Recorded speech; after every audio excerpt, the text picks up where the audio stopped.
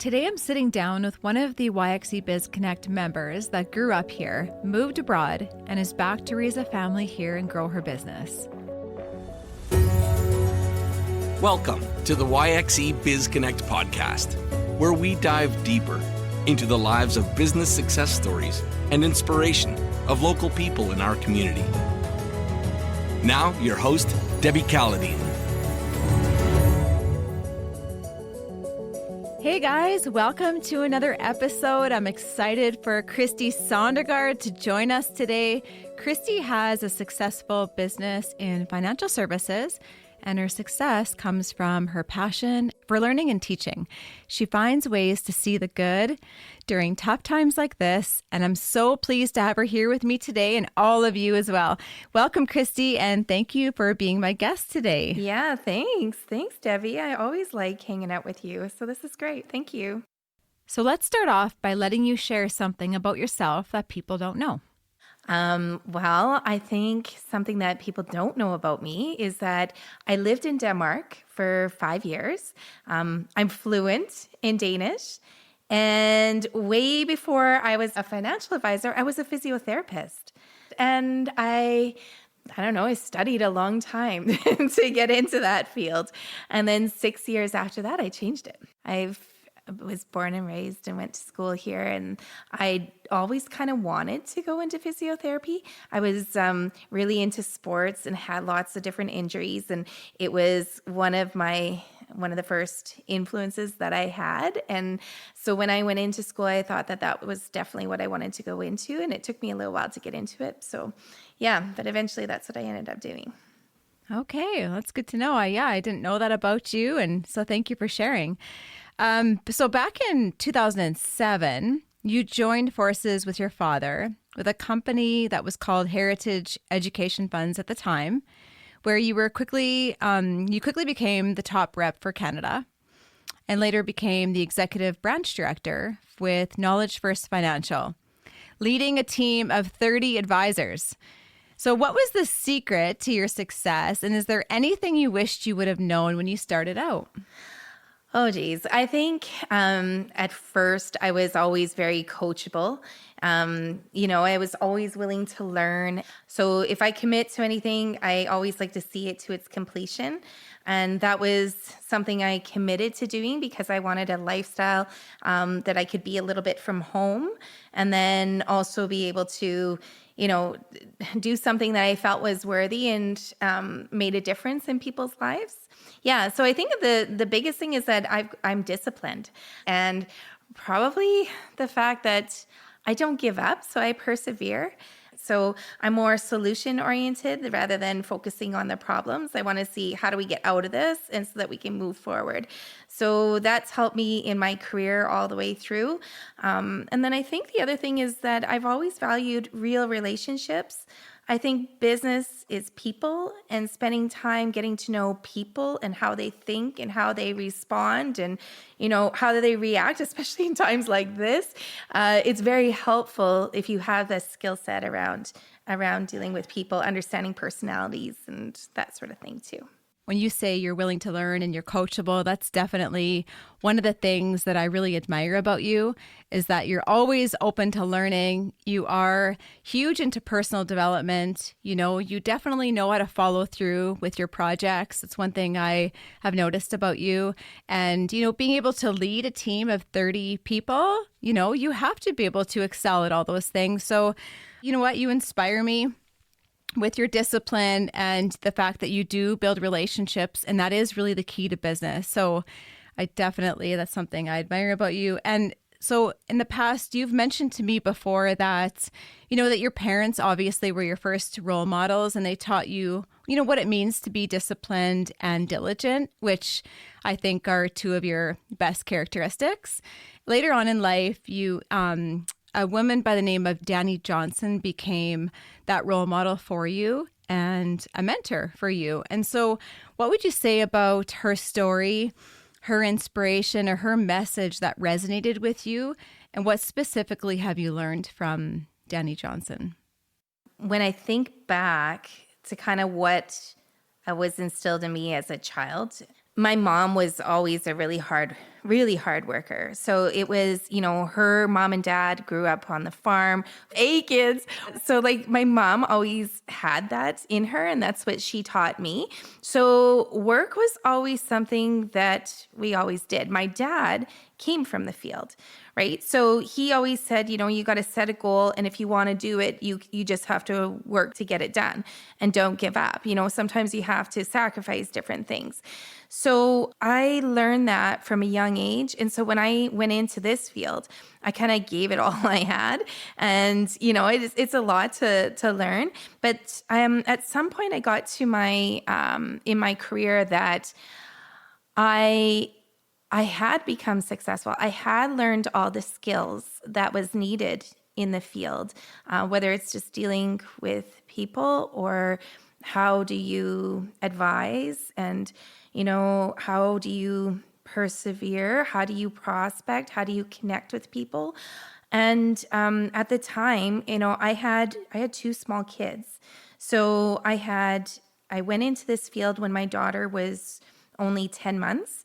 And my husband at the time was a nurse, and he was just upgrading some of his courses so that he could standardize his education here in Canada. So I was the breadwinner in this brand new field. And so if I was the one that was going to look after everybody, I needed to learn this now and quick. So I kind of dove into it. It was working from home. And, it was kind of like a survival thing that I did to get us started here in Canada again. And it sort of became a habit is what ended up happening. And it became such a habit that I worked like 70-hour weeks at some point. It was kind of crazy. And I had a lot of different relationships that I was trying to manage everything, all while trying to be a mom and a wife. And I realized if I was going to continue to grow in this field, I needed to learn how to delegate and how to, have a team. And then how do you lead from behind? And how do you teach the skills to somebody else? And I didn't have any of those skills. And most importantly, how do I restructure all of the priorities in my life? And that was something I was looking for from Dani. So when I sought her out, I attended her First Steps to Success event. Prior to knowing about her, it was actually a regional VP in our business who actually didn't, I was prepared when she from other RVPs to say, okay, Christie, what was your production going to be this year? What was your expectations that you were going to be able to achieve this year? And it was all in terms of numbers. And she took a different approach with me where she started asking me about me and my family and, things that were important to me. And it had nothing to do with business. Like I got off that call and I was like, oh my God, they don't expect anything of me. That's amazing. She actually cares about me. And I said to her, I started listening to her approach and I was like, where did you learn this from? She says, Dani Johnson. So I said, oh my God, I need to learn it. So I started diving into her free trainings, her webinars. I started reading her books and I realized this is exactly what I needed for what I thought was my business and what I got out of it when I attended, which was, I think it was sometime, I've been to a number of her events, but this one was in California, Long Beach, California. And it was a 3-day event.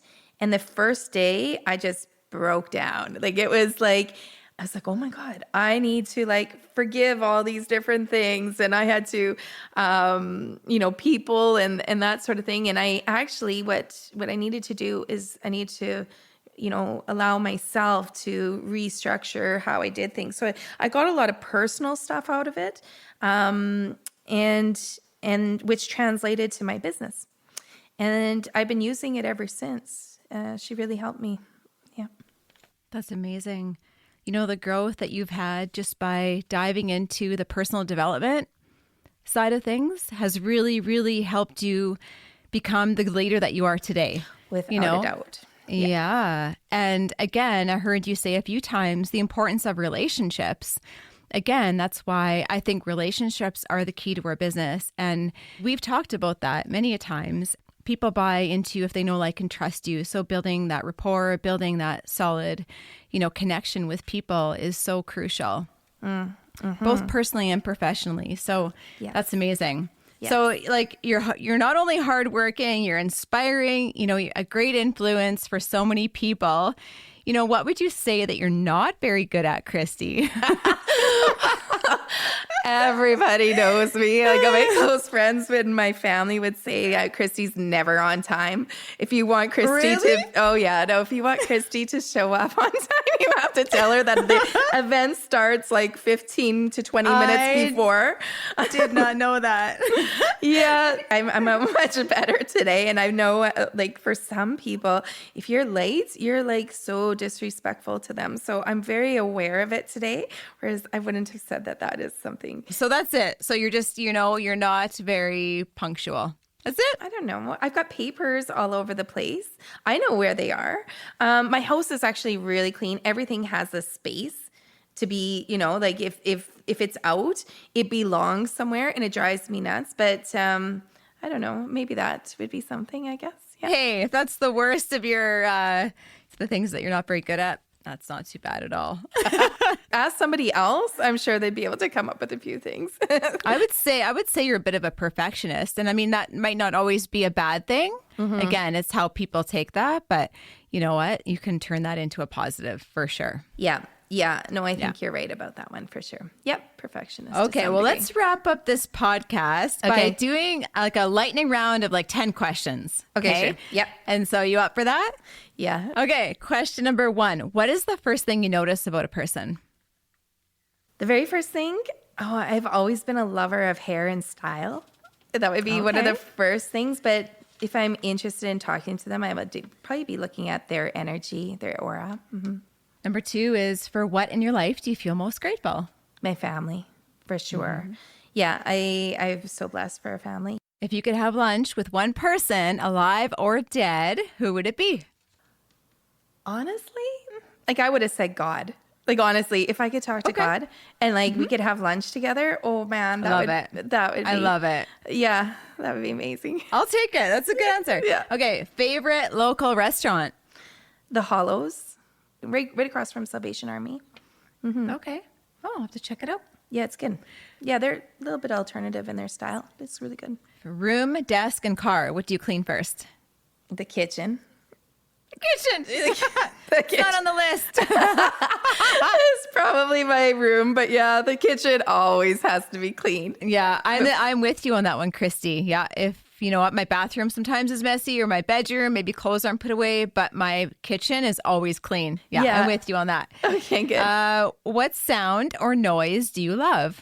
That would be the sound of birds chirping when spring is coming around and they all start gathering. When I bought the house, actually, that was one of the things that I was looking for. It had to have birds in the background. Yeah, it had lots of trees. What profession other than your own would you like to attempt? Probably medicine. I think being a doctor, something meaningful, or I don't know, world-renowned speaker on something that was actually worthy, I think. Yeah. Mm-hmm. Salty or sweet? Salty. Hands down. If you had a superpower, what would it be? Oh, a superpower. I think one of two things. Either invisible. Can I say two? Could I say? Sure. Yeah, invisible. I think I would love to be able to, like when the kids are there and they're like, Oliver's asking me something, I'd like to just, yeah, Mom's not here right now. I'm there. No, but the other one I think would be like, I picture like Superwoman and her big power. Like I'm just going to come out and just like throw it all down and get out of my way kind of thing. I think that would be awesome. I like it. And the last question is, as soon as this whole social distancing comes to an end, what's the first thing you want to do? Book a trip. I think, honestly, I haven't minded homeschooling, Leva and Oliver. It's something I've always sort of wondered if that was something I could do. I mean, I'm really busy, got to be really, really structured with your time. But honestly, if I could, I would book a trip around the world. We would travel together and, I would homeschool and we would see a number of different things all of us. So yeah, I think that would be amazing. Reality, I'd probably book a trip. I love Costa Rica, and got to get out to Asia again. I've been missing that a lot. Mm-hmm. Or just gathering everybody, like all your friends and family, and having like a big dinner. I love to host and have all my friends and family. You've been to a couple of my gatherings, right? Mm-hmm. I can't wait to see my mom and dad. Like they're, just down the way, but it's so weird. I can't even go walk there or drop my dog off there, which they love to look after him once in a while. So yeah, lots of change. Yeah. Well, that's all the questions I have for you, Christie. Thank you so much for being my guest. You're welcome. I really appreciate your time. I know you have a busy schedule, so I really appreciate your time and your presence. And if people want to connect with you, what's the best way to do that? Probably email me, christie.sondergaard@kff.ca. They can contact me directly. Go to the website and then search for me is knowledgefirstfinancial.ca. But if you need anything else in regards to any other things that I do, Facebook even, and finding me on Messenger would be probably a good place. Do you have a Facebook page? A page itself, actually, it's one of the first things that I'm going to get set up here because I need to really, really badly.